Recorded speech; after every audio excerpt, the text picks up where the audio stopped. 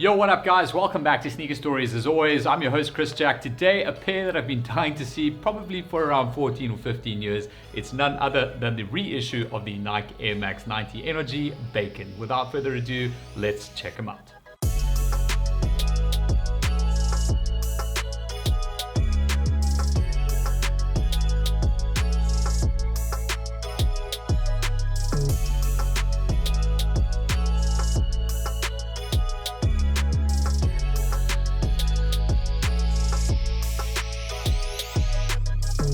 Alright, so the Nike Air Max 90 Bacon is one of the more iconic shoes that originally released in 2004 as part of a collaboration with Dave's Quality Meats out in New York. And now Dave's Quality Meats, or DQM, started by Dave Ortiz. It was a boutique sort of concept store in New York, which was completely themed around a butchery. So they had sort of like meat display cabinets that all the shoes and the product were in, and it was just like so far beyond its time.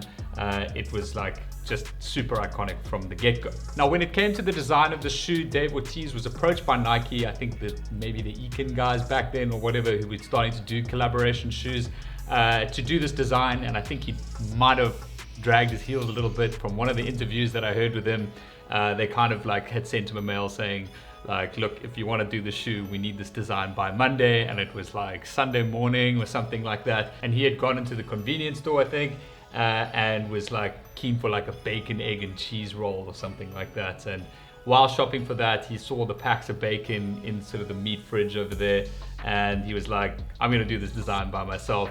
It's gonna be a bacon shoe. He pictured it immediately within the coloration of the Air Max 90, and thus the 2004 version, which is slightly different in terms of shape, slightly different to the reissue we have here in 2021, even though this was, I think, originally made in 2020, but I think due to COVID and whatever was maybe pushed out a little bit, but more about that later. Now, the reason he went for the Air Max 90 is that they wanted a shoe that they could wear in the store all day. They didn't want to do something like a blazer or dunk, something that had generally like a flat sort of outsole, something with all day comfort on. And back then the Air Max 90 was really ahead of its time as well, with obviously the cushioning technology and just the overall shape and polyurethane midsole that you get in the shoe. But I want to go back a little bit with this particular release, as the rumors did start around 2019, if I'm not mistaken, that they were going to reissue this particular shoe. And it's one of those ones, like, I've tried on StockX and other places to get the original version so many times, but because the shoe's so old, a lot of them have crumbled and they're just like not really in wearable condition. So even if you are spending like 700 to 1,500,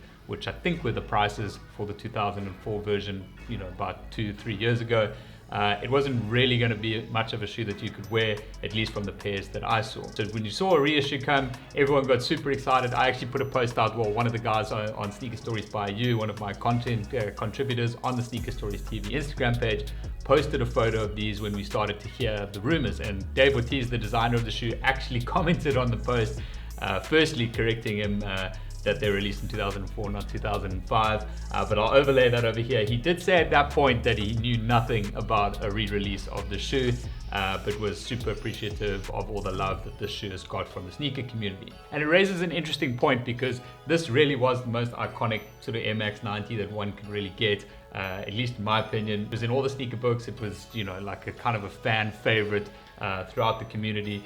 And there's something to be said there, like, is it a good thing to reissue or to retro shoes that are this iconic?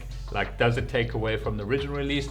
And to be honest, I kind of think it does, because for this particular pair, which was part of Air Max Day this year, there were obviously like quite a few pairs made, but I think like the culture has shifted so much. Like, people that, you know, found this kind of shoe iconic were a lot older. You know, it doesn't really fall into the hype category of things. So like, I mean, these pairs are kind of sitting like $20-$30 over retail. Nothing like what the OG sort of 2004 release would have been. And for me, that kind of like taints it a little bit. I know it's like not all about the resale values and things like that, even though it's pretty much become like that mostly around sneakers these days. It still kind of like takes a little bit away from like wanting to actually get these in hand. And speaking about getting them in hand, I don't actually have a pair of these yet. It's been on my list of ones to import. We didn't get them locally here in South Africa. We did have a release on sneakers for 2,699 Rand. However, as usual, no one got them that at least I know of here in South Africa. The dollar price was $140 for those of you watching from the States. And I would imagine it was probably slightly easier to get a pair or your hands on a pair in those sort of territories like Europe and America than it was to get out here. So I definitely will still be getting it because this is one of those pairs, and ironically the clots as well, which we still haven't reviewed, the Air Max 1s. These two pairs were the pairs that I could never get, which I was always sort of on the hunt for.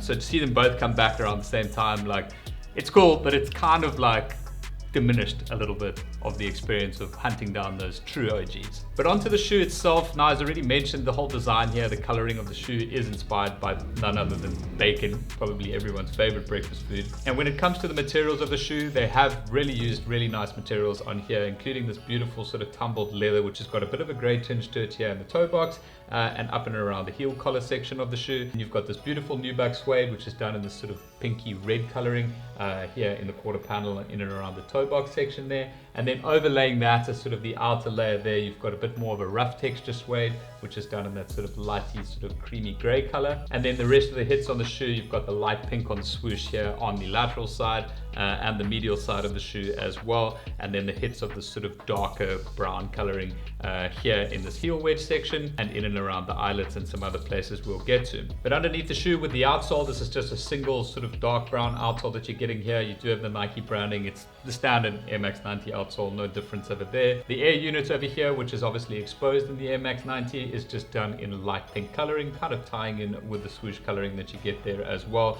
And then just above that, you've got the Air Max 90 branding there, which has been sort of debossed into that little rubber unit. And then just swinging around to the heel section of the shoe, just hits of pink and brown here in this heel overlay with the Nike Air branding there, of course done in pink. And then flipping inside of the shoe, it's a full kind of leather interior that you're getting, done in a very, very light brown coloring. It's just a beautiful like highlighting towards the rest of the coloration of the shoe, and that ties in with the laces provided, at least the ones that come laced in the shoes when you get them. There are two other sets of laces, of course.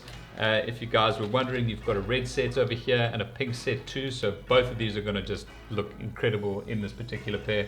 And then just underneath those laces, the tongue material here on the exterior is done in a sort of pink mesh, and you've got this red and brown Nike Air tongue tag, which has just been stitched on that. The reverse of the tongue is done in the light brown coloring, but also just in a mesh with the size tag done there as well. Just pulling out the insoles for you, if I can get them out. You got standard Air Max 90 insole here, was just done in a red sort of mesh overlay with the Nike Air branding in the heel. One thing that they did provide here, which I always appreciate when Nike do this, even though I never use them, is they give you these sort of anatomical arch supports, which is what they used to give with most pairs back in the day that were Air Max. They stopped doing this quite a while ago, but it's just, I don't know. I never use these things. If you guys use these things, let me know in the comments below, but it's one of those things that kind of brings the nostalgic part back, as it's an old shoe and it's coming back to life kind of. So nice little touch that is on that. Now, one thing I just want to touch on, and something that I've picked up on other reviews of the shoe that I've watched over the last few months, like a lot of the pairs seem to have like pretty bad quality control within the makeup of the shoe. And it's not a material thing, it's not a material quality thing or any kind of thing like that. It's this weird like arrival of pen marks on the shoe, and it's something that I've never really seen before. I think I've like maybe noticed pen on a shoe, like blue pen, maybe once or twice, and I thought like, you know, that must have just been a retailer who's like mess something up there. But having actually seen so many different pairs of these now, it appears like sort of in the construction process of the shoe, where they outlay sort of the lines that materials need to be stitched onto are showing through on a lot of pairs. So this particular one I got here is really not bad. You can only really pick it up in like very small places. Like if you look just under this little red eyelet over here, if I pull that little bit up there, you'll see that pen line. It might not even be pen, but it's just a blue sort of line that's drawn on the shoe. I've seen, like, I think on Sean Go's review, shout out to him, he had a pair here which in around the heel tab section, it was like this blatant blue line drawn around there, which is just something you don't want to see, like especially on a pair of these, because once again it just kind of diminishes the experience of what the shoe is. So obviously it's going to be a lucky draw for you unless you can see the pair in hand before buying, which is obviously not very easy if you're buying from places like StockX, Go, etc. But either way, like I don't know if it's something that can just be cleaned off or whatever. It's not really going to be the be all and end all for me. But moving on, just to show you the box, this is just a Nike sportswear box that's just done in the black. It is a pull-out box, of course. Inside there's no sort of special paper or anything like that. It's just a straight white paper with the shoes. And as mentioned, you do have the anatomical supports here and two other sets of laces with the shoe. But that is pretty much it for this particular pair. From a size recommendation, I do have a true size UK 9 over here, and they fit me absolutely perfectly. So that would be my size suggestion for you guys to follow as well. One thing I did notice, the shoe is quite long and is a little bit on the narrow side, so if you do have a super wide foot, you might want to consider taking a half size up in this, but I would be wary just of too much space in the toe. But that's pretty much it for this review of the Nike Air Max Bacon. It is really nice to actually see one in hand. For me, they're even better in hand. It's definitely a shoe that if I think you were on the fence about, like, definitely just go for it. It's super nice. Sorry, there's no on foot for you today. Unfortunately, as this is not my pair, I don't have the liberty to on foot them for you, but I will eventually get my own pair in the collection, and we'll be posting some images for sure on my Instagram page at Chris Jack. And if you do want to get yourself a pair of these, check out story.capetown, www.story.capetown. It's our online and in-store marketplace here in Cape Town, focused on all sort of premium sneakers and helping people get the shoes that they want. But that's all for today, guys. I hope you guys found this video helpful, enjoyable. If you did, please give the video a thumbs up. Don't forget to subscribe right here for more content, reviews, and unboxings like this down the line. But that's all today, guys. I'll catch you on the next one.